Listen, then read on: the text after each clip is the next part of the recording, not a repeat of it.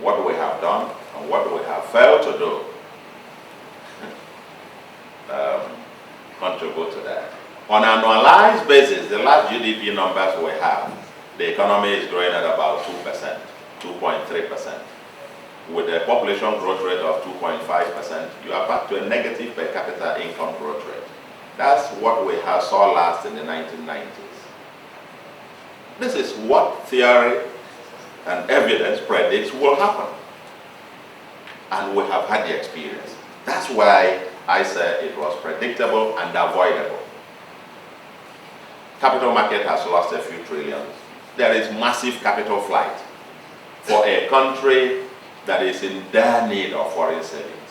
Our domestic savings very minuscule. We are having capital flight. The foreigners, private capital is on the run. And I will tell you, when you create this kind of uncertainty, especially the communication, some days you say we shall devalue, we won't devalue. The next day you say we won't devalue now. The signal, smart economic agents know that even you know that something is not right. You only say not now. So nobody wants to take the risk today, so they exercise their option to wait. Or you have to front load the incentives now to more than compensate for the possible exchange rate risk that they are taking today. So everything will be on a pause. And so what is going on in the capital market is not an accident. And I think it is avoidable. To sustain the current peg or whatever, interest rates would then have to rise with vengeance. Or you have to even impose more draconian controls. The private sector and businesses will be suffering. Part of the tragedy is that it is the small businesses that suffer the most. The SMEs are hemorrhaging. I haven't seen the DG of mine, but this is what it is. You can ask around. The next is I make a point that there are better ways of implementing capital controls if we need it. Some commentators make this seem as a debate between market fundamentalism and state capitalism. You know, it's about this, you must control something. That's distracting debate. Every economy is controlled one way or the other.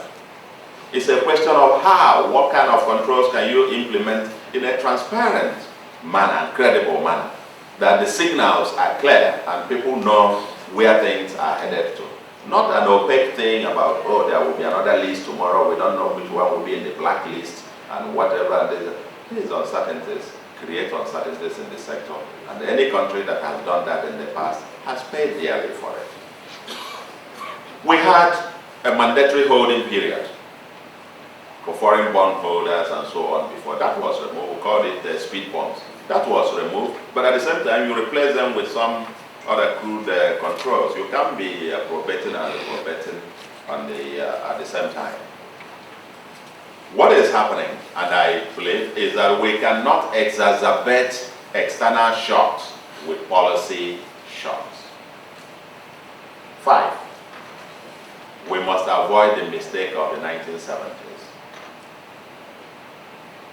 A fundamental point that I want to leave you with about the current policy regime,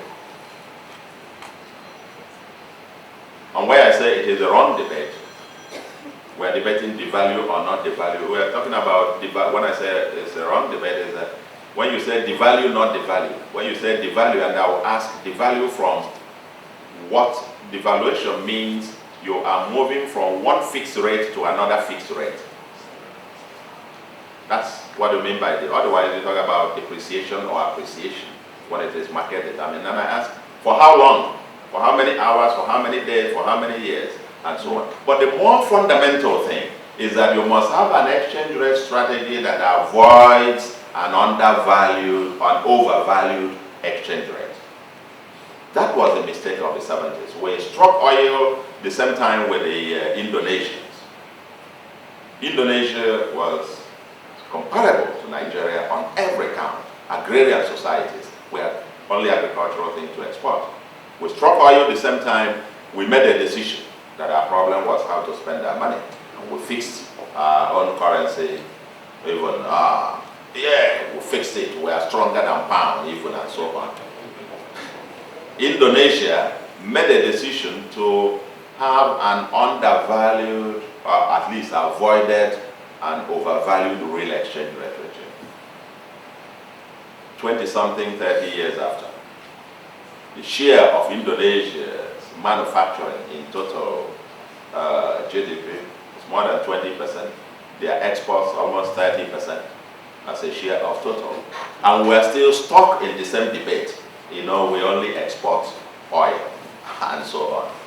The issue is, I make another strong statement. No economy that I know today in the world has diversified its economy or at least built up a competitive manufacturing base with an overvalued real exchange rate for an extended period of time. None that I know. Even China, the Communist Party in China knows better. Yes. I mean, they are beating the world to it. They have consistently maintained an undervalued real effective exchange rate. And the world is pushing them to revalue their exchange rate. So as to allow import, the exchange rate, when you have an undervalued exchange rate, it is the best way under a market economy to protect yourself against the flooding of imports from the rest of the world and to give the incentive for you to begin a local manufacture. I will come to this point in a second. But we can't go back to the great mistake of the 1970s. And by the way, we had the experience. The experience, when I was governor of the central bank, for the 5 years we were there, we maintained competitive real exchange rate regime. That was a time of rising oil prices. Typically, you have an overvalued real exchange rate regime because of the so-called Dutch disease syndrome.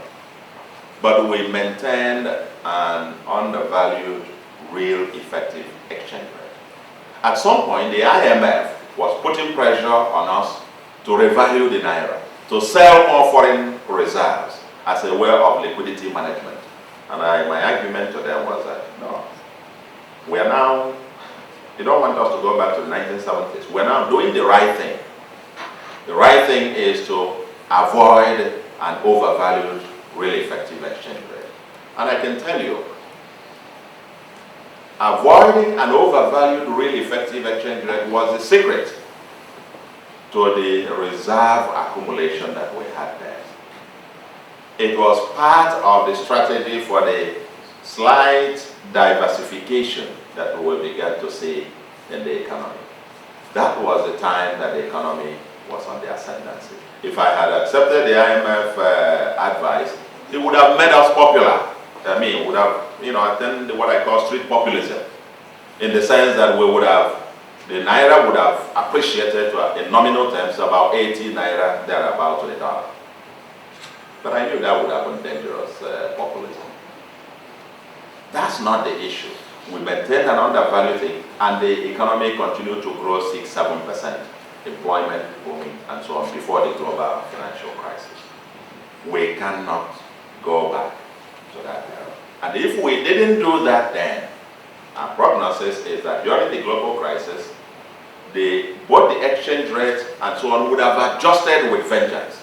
And maybe today, the naira would have been in excess of 500 to the dollar if we didn't resist that and build up massive reserves, and that has been declining since then. Delayed or dysfunctional adjustment is also very costly because, like I said, investors just wait and there is capital flight. People forget the connection between the exchange rate and fiscal side of things in Nigeria today. And I will leave that for a moment. But let me share with you two final points on exchange rate that actually bother me. The first one is the lobbying. I say lobbying for forex is the new oil rent in town. Oil is almost out of favor as the rent port what is replacing it is lobbying for forex. Briefcase carrying lobbies are back in town. Those whose sectors have been, quote, banned, they are reaping the rent, so they are lobbying to keep it permanent, so that the policy should never change. What the Lord has done for me, it shall be permanent. You know. So there are people in that kind of category who lobbying to. Now there are people who are lobbying to enter. Please ban our own sector too, so that we can reap the rent. And then, to have access to the forex, you then need to lobby and get this and so on and so forth. So, my this thing to the APC, PMB team is that as an anti-corruption government, you cannot unwittingly be creating processes and institutions that by definition are heaven for corruption. By the way, how do you determine which item is on that list or not? It depends on the power, the lobbying power. There's no objective reason whatsoever. The argument about nationalism you choose is arbitrary choice. Those who are powerful get their thing protected. Those who are powerful remove their own from the list. That's what it is all about. If you stretch the argument to the limit about this banning, those kind of lists that we have, you can literally then ban everything. Everything will be ineligible. Let's close the borders and produce even from military hardware to equipment and so on and so forth. After all, during the Nigerian Civil War, the Biafran engineers were forced to manufacture refine their oil and so on. So let's ban everything, and then as a way of forcing us to produce. Because when you hear the kind of sterile argument, oh, how can a country like this be importing this kind of, it's your value judgment. Countries don't run that way. I give you an upward example. Why do we allow foreign exchange to be allocated for school fees abroad? Just to illustrate that it is the elite game. Why? Why do we allow school fees? Don't we have over 100 universities in Nigeria and thousands of schools? We could as well ban that and to force everybody to send their children here. Isn't it? Then you allow medicals abroad. Don't we have hospitals here? Then you allow people to pay mortgages for their homes abroad. Okay? These things also cost billions in foreign exchange. So ban all of them. I'm trying to illustrate the point that the choice about which one to say eligible or ineligible is simply it's a value thing. It's just about who is in a power, who is in a position to put and who is to remove. And we are creating massive distortions in the system as a consequence. This is creating